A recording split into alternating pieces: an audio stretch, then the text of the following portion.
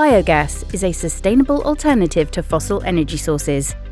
It is a renewable gas that is produced from organic matter, supporting the shift to circularity. So how is it made?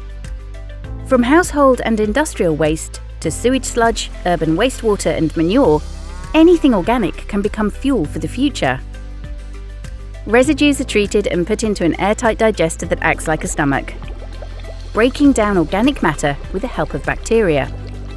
This creates biogas, a renewable mixture that can be stored for later use or injected into the existing gas infrastructure, providing renewable heat and power, as well as green fuel. The byproducts of the biogas production process have many uses.